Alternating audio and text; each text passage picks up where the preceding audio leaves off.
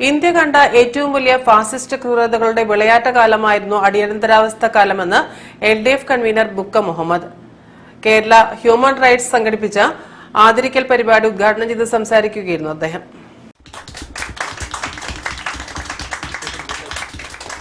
അടിയന്തരാവസ്ഥ കാലത്ത് ജയിൽവാസം വരിച്ച എബ്രഹാം മാനുവലിനെ കേരള ഹ്യൂമൻ റൈറ്റ്സ് മൂവ്മെന്റ് ആദരമൊരുക്കി.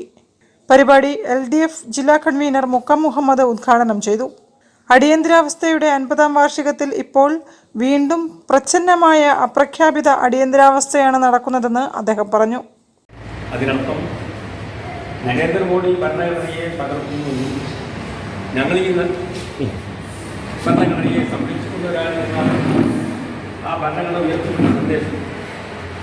യഥാർത്ഥത്തിൽ 50 വർഷക്കാലം മുമ്പ് ഈ ഭരണഘടന വളരെ പരസ്യമായി ചിന്തിക്കുക, നരേന്ദ്രമോദി ചെയ്തതിനേക്കാളും ഗുരുതരമായ രൂപത്തിൽ ഈ ഭരണഘടനയെ ലംഘിച്ച ഇന്ത്യയുടെ ഭരണാധികാരി രാഹുൽ ഗാന്ധിയുടെ മുത്തച്ഛൻ ഇന്ദിരാഗാന്ധി ആയിരുന്നു എന്ന വസ്തുത പുതിയ തലമുറ വിസ്മരിച്ചു.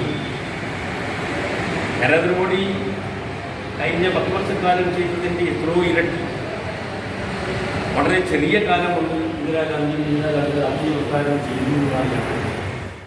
അഡ്വക്കേറ്റ് ജയകുമാർ അധ്യക്ഷത വഹിച്ചു.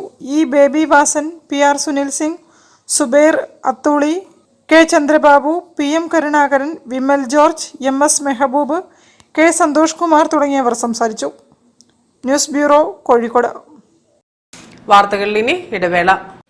ക്യാൻസറിനെതിരെ പൊരുതാനായി കാലിക്കറ്റ് സിറ്റി സർവീസ് സഹകരണ ബാങ്കും MVR ക്യാൻസർ സെന്ററും സംയുക്തമായി അവതരിപ്പിക്കുന്ന ക്യാൻസർ ചികിത്സാ സഹായ പദ്ധതിയാണ് മാസ് കെയർ.